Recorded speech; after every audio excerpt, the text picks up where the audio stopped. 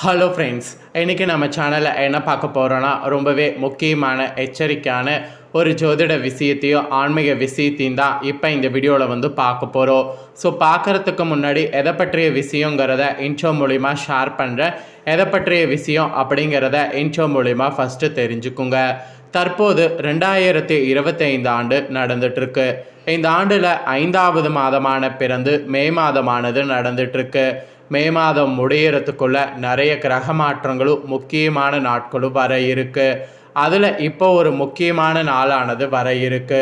அதுதான் மிகவும் எச்சரிக்கையான ஒரு நாள் என்று சொல்லலாம். அது மே மாதத்துடைய 26ஆம் தேதி அன்று தமிழ் மாதம் விசுவாச ஆண்டுடைய 2வது மாதமான வைகாசியுடைய 12ஆம் நாள். கிழமை அன்னைக்கு திங்கக்கிழமை. இந்த நாள் அப்படி என்ன முக்கியமான நாள் அப்படின்னு கேட்குறீங்களா? இந்த நாள் அன்னைக்கு அமாவாசையானது வருது. இந்த அமாவாசை வரக்கூடிய பிரபஞ்சத்தில் சக்தியானது அதிகமாக காணப்படும். சக்தி நிறைந்த இந்த அமாவாசையில் ஏற்படக்கூடிய கிரக மாற்றங்களால் ஒவ்வொரு ராசிக்காரங்களுக்கும் தலையெழுத்து மாறும்.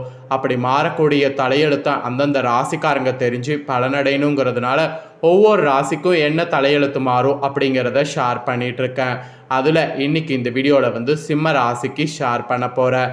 சிம்ம ராசியில் பிறந்த நேயர்கள் உங்களோட ராசிக்கு என்ன மாதிரி தலையெழுத்து மாறும் அப்படிங்கிறத இந்த வீடியோவில் தெரிஞ்சு அதற்கேற்ப நடந்து பலன் பெறுங்க. உங்களோட ராசி நட்சத்திரத்துக்கேற்ப இந்த அமாவாசையிலேருந்து என்ன பலன் பெறுவீங்க அப்படிங்கிறத உங்களுக்கு எக்ஸ்பிளைன் பண்ண போகிறேன். ஸோ என்ன பலன் பெறுவீங்க அப்படிங்கிறத உங்களோட ராசி நட்சத்திரத்துக்கேற்பவே தெரிஞ்சுக்குங்க. அது மட்டும் இல்லாமல் ஆன்மீக ரீதியாக இந்த ஒரு நாள் சாதாரண நாள் கிடையாது. மிகவும் சக்தி வாய்ந்த நாளாக சொல்லப்படுது. ஆன்மீக ரீதியாக இந்த சக்தி வாய்ந்த நாளில் உங்கள் ராசிக்காரங்க பண்ண வேண்டிய பரிகாரமும் இருக்குது. அதுவும் என்னங்கிறத இந்த வீடியோவில் சொல்ல போகிறேன். ஸோ எல்லாமே இந்த வீடியோவில் ரொம்ப சுவாரஸ்யமாக இருக்கும். ஸோ சிம்ம ராசிக்காரங்க வீடியோவை ஃபுல்லாக பாருங்கள். உங்களோட ராசி நட்சத்திரத்துக்கு என்ன மாதிரி அமாவாசையில் பலன் கிடைக்குங்கிறத தெரிஞ்சு அதற்கேற்ப நடந்து பலன் பெறுங்க. பிரபஞ்சத்தில் அதிக சக்தி நிறைந்த நாள்னா 2 தினங்களை சொல்லலாம். ஒன்று அமாவாசை, இன்னொன்று பௌர்ணமி.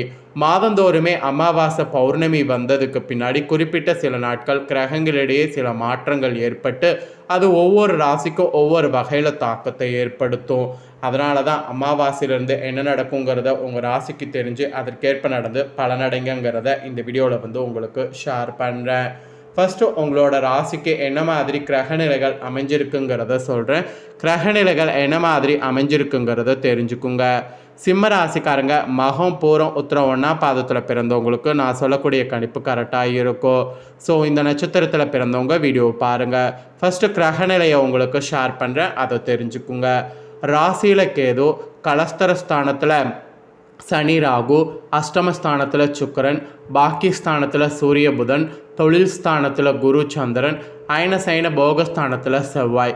இந்த மாதிரி கிரகநிலைகள் உங்களுக்கு வரப்போகுது. இந்த மாதிரி கிரகநிலைகள் வரக்கூடிய அடிப்படையில் தான் உங்களுக்கான பலன்கள் அமாவாசையிலிருந்து குறிப்பிடப்பட்டிருக்கு.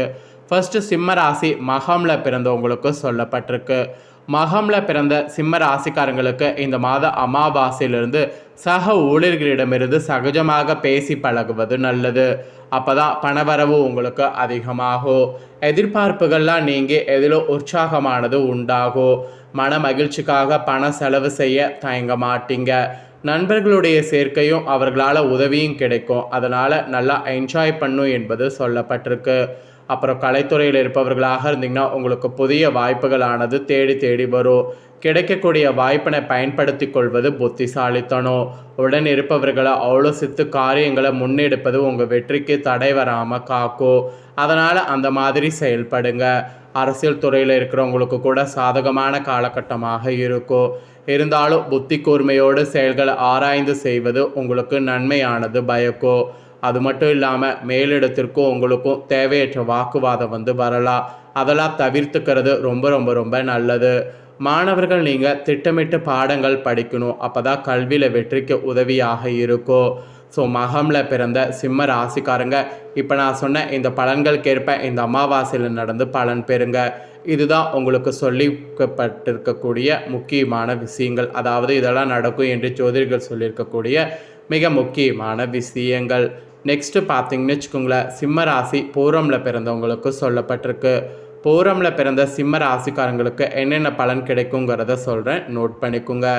இந்த மாதம் அமாவாசையிலிருந்து தொழில் வியாபாரத்தில் கூடுதல் லாபமானது கிடைக்கிறதுக்கு வாய்ப்பு அதிகமாக இருக்குது. வியாபாரம் தொடர்பான வெளியூர் பயணங்கள்லாம் உங்களுக்கு சாதகமான பலனை தரும். உத்தியோகத்தில் இருப்பவர்களுக்கு நீங்கள் வேண்டிய உதவிகள் மேல் அதிகாரிகள் மூலம் கிடைக்கும். பொறுப்புகள் மெயினாக கூடும். சிலருக்கு நீங்கள் எதிர்பார்த்த பதவி உயர்வு கிடைக்கக்கூடும். அந்த மாதிரி சூழ்நிலைலாம் உங்களுக்கு அமைந்திருக்கு. மெயினாக உத்தியோகத்தில் இருக்கிறவங்க திட்டமிட்டு காரியங்கள் செய்தீங்கன்னா எதிர்பார்த்த வெற்றியை நீங்கள் அடைய முடியும். குடும்பத்தில் உங்களுக்குன்னு மகிழ்ச்சியானது கூடும். கணவன் மனைவிக்கிடையே நெருக்கமானது உங்களுக்கு உண்டாகும். பிள்ளைகளுக்காக பாடுபடுவது உங்களுக்கு அமையும். அவர்கள் உங்களை அனுசரித்து செல்வது இதெல்லாம் நடக்கும். எதிர்பாராத செலவுகள் உங்களுக்கு உண்டாகும். உடல் ஆரோக்கியத்திலையும் கவனமாக இருக்கணும். வாகனங்களை இயக்கும்போது நிதானமாக இருக்கணும். பெண்கள் கூட வீண் வாக்குவாதங்களை தவிர்க்கிறது நல்லது. எதிலும் நிதான தேவை. அப்போ தான் பொருள் சேர்க்கை உங்களுக்கு உண்டாகும். பூரமில் பிறந்த சிம்ம ராசிக்காரங்களுக்கு இதுதான் பலன் என்பது குறிப்பிடப்பட்டிருக்கு. இதற்கேற்ப நடந்து பலன் பெறுங்க. அப்புறமா உத்திர 1ஆம் பாதத்தில் பிறந்த சிம்ம ராசிக்கு சொல்லப்பட்டிருக்கு. இதில் பிறந்தவங்களுக்கு இந்த மாதம் அமாவாசையிலிருந்து குடும்பத்தில் வாழ்க்கை துணை மூலம் மகிழ்ச்சி உண்டாகும். உஷ்ண சம்பந்தமான நோய் வரக்கூட அதிக வாய்ப்பு இருக்குது. எச்சரிக்கையாக இருப்பதன் மூலம் அதை தடுக்கிறதுக்கு வாய்ப்பு அதிகமாக இருக்குது. பிள்ளைகளோட மன மகிழும்படி நடந்து கொள்வது ரொம்பவே எச்சரிக்கையாக உங்களுக்கு சொல்லப்பட்டிருக்கு. வீண் விவகாரங்களில் தலையிடுவதை தயவு செய்து தவிர்த்துக்குங்க. அதுதான் உங்களுக்கு நல்லது. அது மட்டும் இல்லாமல் உங்களுக்கு பார்த்தீங்கன்னு வச்சுக்கோங்களேன், மெயினாக வாழ்க்கையில் எதிர்நீச்சல் போட்டு முன்னேற மாதிரி இருக்க போகுது. இந்த திடீர் டென்ஷன்கள் உண்டாகிறத குறைச்சிக்கணும். நண்பர்கள் உறவினர்களோட வீண் மனஸ்தாபங்கள் ஏற்படும். நீண்ட நாட்களாக வாங்க வேண்டிய என்று எண்ணிய பொருட்கள் வாங்குவதில் இன்ட்ரெஸ்ட் காட்டணும். எதிலும் அவசரம் மட்டும் காண்பிப்பதை தவிர்க்கிறது நல்லது. தொழில் வியாபாரம் தொடர்பாக இருந்து வந்த குழப்பங்கள்லாம் உங்களுக்கு நீங்கும். ஆக்கப்பூர்வமான யோசனைகள் உங்களுக்கு தோன்றும். மொத்தத்தில் உங்களுக்கு நட்சத்திரத்துக்கு இந்த மாதிரியான பலன் கிடைக்கும். இதற்கேற்ப நடந்துக்கணும் என்பது குறிப்பிடப்பட்டிருக்கு. அவ்வளோதாங்க. சிம்ம ராசிக்காரங்க, உங்களோட நட்சத்திரத்துக்கு ஏற்ப இந்த அமாவாசையிலேருந்து நீங்கள் பெறக்கூடிய பலன்கள் உங்களுக்கு ஜோதிடர்கள் இதுதான் குறிப்பிட்டிருக்கிறாங்க. ஸோ குறிப்பிடப்பட்டதை தெளிவாக உங்களுக்கு சொல்லிட்டேன். சொன்னதை தெரிஞ்சிருப்பீங்க. தெரிஞ்சதுக்கேற்ப நடந்து பலன் பெறுங்க. இப்போ இந்த வீடியோவில் அமாவாசை பரிகாரமாக ஒன்று செய்யணும். ஆக்சுவலி இந்த 3 தானங்களை உங்கள் கையால் இந்த அமாவாசையில் செய்துவிட்டால் போதும். 7 ஜென்ம பாவங்கள் தீரும். அது என்ன தானம் செய்யணும் அப்படிங்கிறத இந்த வீடியோவில் சொல்ல போகிறேன். இந்த தானத்தை பார்த்தீங்கன்னு வச்சுக்கோங்களேன், உங்கள் ராசிக்காரங்க எந்த நட்சத்திரத்தில் பிறந்திருந்தாலும் செய்யலாம், தப்பு கிடையாது. அமாவாசை என்றதுமே நம்ம நினைவுக்கு வருவது பித்திருக்களுடைய வழிபாடு. அடுத்ததாக செய்ய வேண்டியது குலதெய்வத்துடைய வழிபாடு. இந்த 2 வழிபாட்டை சரிவர செய்யக்கூடிய உங்கள் ராசிக்காரங்களுக்கு கண்டிப்பாக பார்த்தீங்கன்னு வச்சுக்கோங்களேன், உங்கள் குடும்பத்திற்கு நிச்சயமாக கடுமையான கஷ்டங்கள் வராது.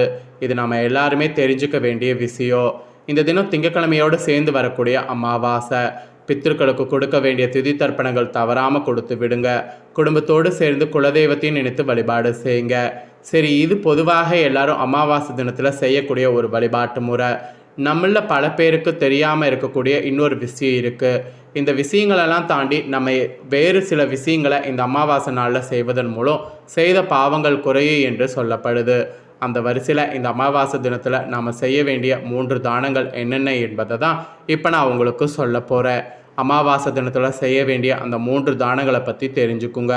அமாவாசையில் ஃபஸ்ட்டு செய்ய வேண்டிய தானம் அகத்திக்கீரை. அகத்திக்கீரையை வாங்கி பசுமாட்டிற்கு தானமாக கொடுக்கணும். அப்புறம் 2வது இந்த நாளில் தானமாக கொடுக்க வேண்டியது வாழைப்பழம். வாழைப்பழத்தை வாங்கி அதையும் பசுமாட்டுக்கு தானமாக கொடுக்கணும். இது 2 கொடுத்தாலும் தவறு கிடையாது, 1 கொடுத்தாலும் தவறு கிடையாது. இதை கண்டிப்பாக செய்யணும். இது தவிர இன்னும் 2 பொருட்கள் வாங்கி அதையும் பசுமாட்டுக்கு தானமாக கொடுக்கணும். அதை கொடுக்கறது மேலும் மேலும் நல்ல பலனை கொடுக்கும். அது என்ன பொருள்னா பச்சரிசி, வெல்லமும். இந்த அமாவாசையில் இந்த பொருட்களெல்லாம் தானம் கொடுக்கறதன் மூலமா உங்களுடைய கஷ்டங்கள் குறையும். அதனால் இந்த அமாவாசையில் இந்த தானங்கள் கொடுக்க மறக்காதீங்க. இது தாங்க உங்களோட ராசிக்கு சொல்லப்பட்ட பரிகாரம். உங்களோட ராசிக்கு பரிகாரம் என்ன, உங்களோட ராசி நட்சத்திரத்துக்கு என்ன பலன் கிடைக்கும் அப்படிங்கிறத தெளிவாக இந்த வீடியோவில் நீங்கள் தெரிஞ்சு பயனடைஞ்சிருப்பீங்க. நீங்கள் பார்த்தது போல் உங்கள் ஃப்ரெண்ட்ஸ் ஃபேமிலி இருக்கவங்களும் பார்த்து பலனடையணும்னு நினச்சிங்கன்னா வீடியோ லைக் பண்ணி ஷேர் பண்ணுங்கள்.